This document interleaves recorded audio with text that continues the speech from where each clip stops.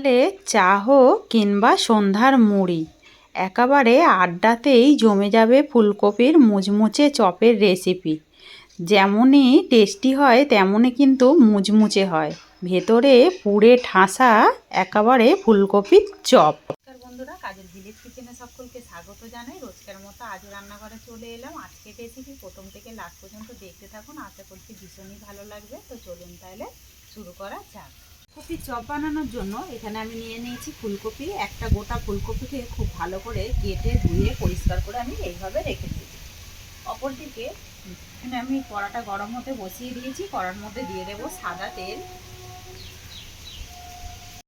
তেলটা বেশ ভালোভাবে গরম হয়ে গেছে। আমি এখানে গোটা জিরে নিয়েছি ফোড়নের জন্য, তোমরা চাইলে এখানে 5 ফোড়নও দিতে পারো, আর এখানে গোটা তেজপাতাও ব্যবহার করতে পারো। তো আমি গোটা তেজপাতা দিচ্ছি না, আমি পরে দেখাচ্ছি কি করে দেবো।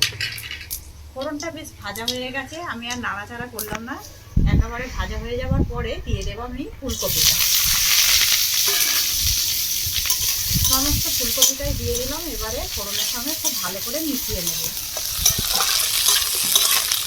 তারপরে অল্প করে একটু হলুদ গুঁড়ো দিচ্ছি এখনের মতো, আর অল্প করে একটু লবণ দেব, যাতে করে সমস্ত সবজিটা বেশ সুন্দরভাবে একটু নরম হয়ে যায়।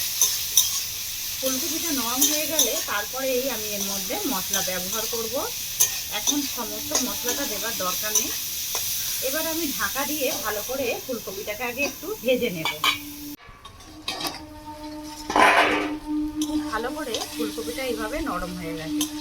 এবার আমি একটু সাইড করে দেব। এরই মধ্যে একটু কিছু ফোড়ন দিয়ে দেবো এই ফাঁকে। এতে করে কিন্তু টেস্টটা খুব দারুণ আসবে, একবার এইভাবে করে দেখবেন। এখানে আমি আদা রসুনকে এখানে 8 কোয়া মতো রসুন নিয়েছি, আর আদা নিয়েছি। এইটাকে আমি খুব ভালো করে এইভাবে আমি থেতো করে নিয়েছি শিলনোড়ায়। দিয়ে দেব, সমস্তটাই দিয়ে দেব। ওই 1.5 চামচের মতো হবে। দিয়ে হালকা একটু ভেজে নেব। আর এই থেতো করে দিলে পরে এর টেস্টটা কিন্তু চপের দারুণ আসে। যখন এই আদা আর রসুন মুখে পড়বে তাতে করে খেতে কিন্তু ভীষণই মজাদার হবে। এবারে খুব ভালো করে ফোড়নটা এখানে ভাজা হয়ে গেছে, সমস্ত ফুলকপিটা এর সঙ্গে মিশিয়ে দিতে হবে। একে একে এবারে কিছু মশলা অ্যাড করে দেবো এই ফাঁকে।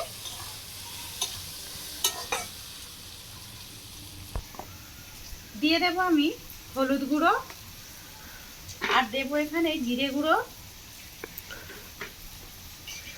এখানে দিয়ে দেবো আমি ধনে গুঁড়ো, আর একটু ঝালের জন্য দেবো লঙ্কার গুঁড়ো। ঝালটা আপনারা আপনাদের পছন্দ মতোই ব্যবহার করবেন। দিয়ে দিলাম সমস্ত মশলাটা, একটু আগে মিশিয়ে নেব। এখানে কিন্তু কোনো রকম জল দেওয়া যাবে না। এইভাবে একটু ভালো করে ঢাকা চাপা দিলেই ফুলকপি থেকে কিন্তু জল ছাড়তে শুরু করে। সমস্ত মশলাটাই দিয়ে খুব ভালো করে মশলাটা ভাজা হয়ে গেছে। এবারে আমি এখানে দিয়ে দেব, আমি এখানে সবজি মশলা নিয়েছি, দিয়ে দেবো সবজি মশলা। এটা দিবেন, তাহলে খেতে কিন্তু চপটার টেস্টটা কিন্তু একেবারে দোকানের মতোই আসবে। এবারে আমি এখানে দেব, আগে থেকে আমি এখানে 4টে ছোট সাইজের আলুকে এইভাবে সিদ্ধ করে রেখেছি, খোসাটাকে ছাড়িয়ে নিয়েছি। দিয়ে দেবো আমি সিদ্ধ করে নেওয়া আলুটাকে একটু ফাটিয়ে দেব। এই আলুগুলো একটু গোটা গোটা মতোই থাকবে। চপের মধ্যে সাধারণত আলু দেখবেন মুখে যখন পড়ে একটু গোটা গোটাই থাকে। সমস্ত আলুটাই দিয়ে দিলাম। দিয়ে আবারও খুব ভালো করে মিশিয়ে নিতে হবে। উপকরণগুলোকেই ভালো করে এইভাবে একটু আলুর সঙ্গে মিশিয়ে নিতে হবে। এবার আমি এখনো লবণ কিন্তু দিইনি, অল্প একটু ফুলকপি ভাজার সময় লবণ দিয়েছিলাম যাতে করে ভালোভাবে সিদ্ধ হয়ে যায়। এবারে দেব স্বাদ মতো লবণ বা মাপ মতো লবণ। লবণের ঝালটা আপনারা আপনাদের পছন্দ মতোই বা মাপ মতোই ব্যবহার করবেন। আবার আমি খুব ভালো করে মিশিয়ে নেব। এইভাবে একটু খুন্তি দিয়ে ভেঙে ভেঙে দেবো আলুগুলোকে। পরে সুন্দর করে আলুগুলোকে ভেঙে দিয়েছি, আর এইভাবে একটু গোটা গোটা মতো থাকবে। এবারে লাস্টে যেটা দেবো আমি ধনেপাতা, একদম টাটকা ধনেপাতা। আমি বেশ কিছুটা তুলে নিয়ে এসেছিলাম, দিয়ে দিলাম এখানে ধনেপাতা। এখন প্রচুর ধনেপাতা পাওয়া যায়, একটু দিয়ে দেবেন, তাতে করে কিন্তু এই চপের টেস্টটা আরও বেশি সুন্দর লাগবে। আর দেবো এইখানে এবারে একটু ভাজা মশলা।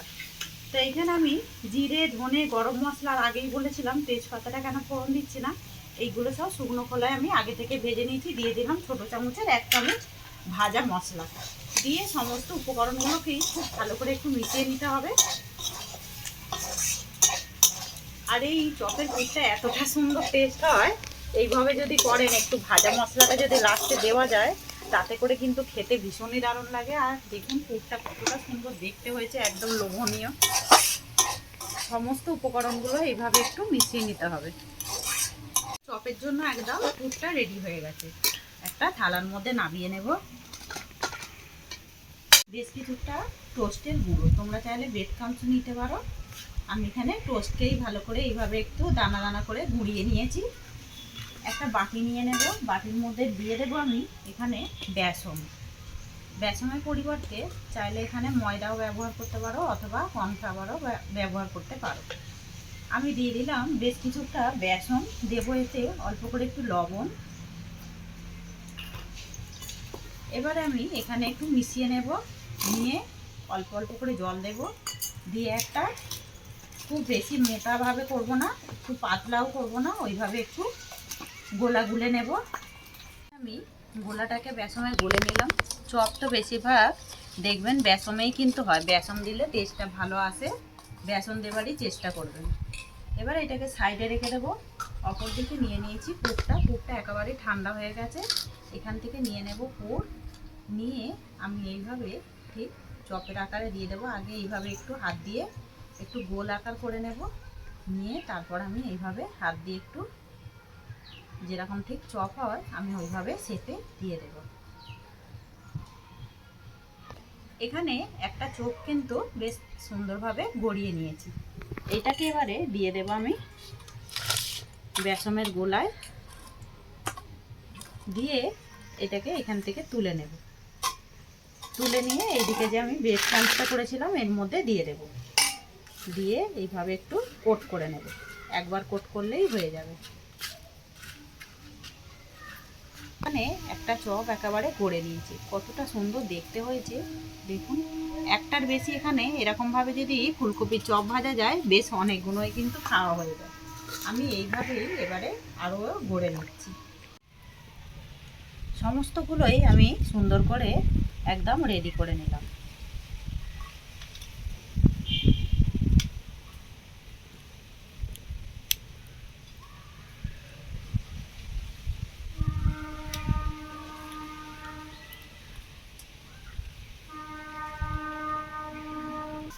এইদিকে ফুলকপি চপগুলো সুন্দর করে রেডি করে নিলাম। আর এইদিকে কড়া গরম বসিয়ে দিয়েছি। ভেজে নেবার জন্য তেল দিয়ে দেব। সাদা তেল দিতে হবে, বেশ কিছুটা দিয়ে দেব তেল।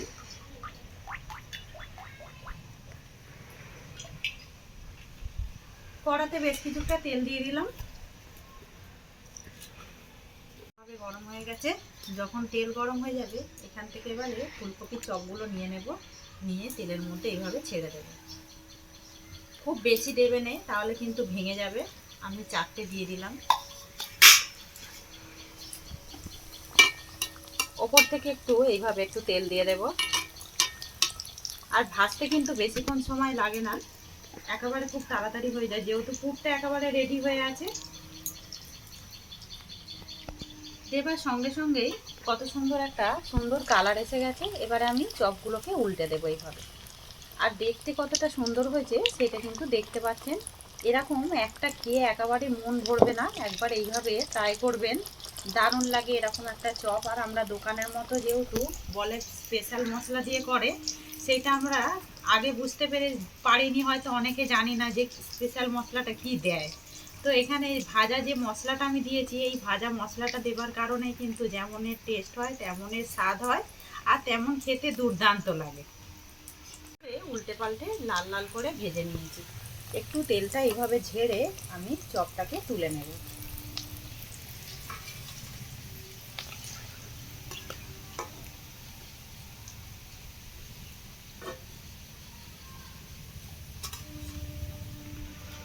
এইদিকে যেই চপগুলো আছে এইগুলোকেও আমি তেলের মধ্যে ঠিক একইভাবে ছেড়ে দেব।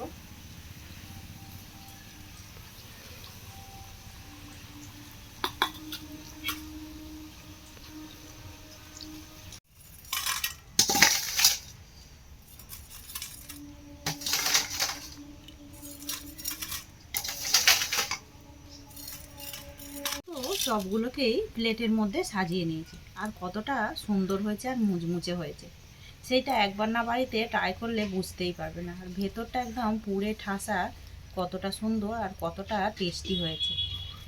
এটা বিকালে চায়ের সঙ্গে যেমন ভালো লাগবে, মুড়ির সঙ্গেও ভালো লাগবে, আর টিভি দেখতে দেখতে তো একেবারেই জমে যাবে। তো আজকের রেসিপি আপনাদের কিরকম লাগলো অতি অবশ্যই কমেন্ট করে জানাবেন। যদি ভালো লেগে থাকে একটা লাইক করে দিয়ে এইভাবে আমার পাশে থাকবেন, আমাকে সাপোর্ট করবেন। আমার এরকম নিত্য নতুন রান্নার জন্য পাশে থাকা বেল আইকনটি প্রেস করবেন। সবাই ভালো থাকবেন, সুস্থ থাকবেন, ধন্যবাদ। আবারও কোনো নতুন রেসিপি নিয়ে ফিরে আসবো। আজকের মতো এই পর্যন্ত।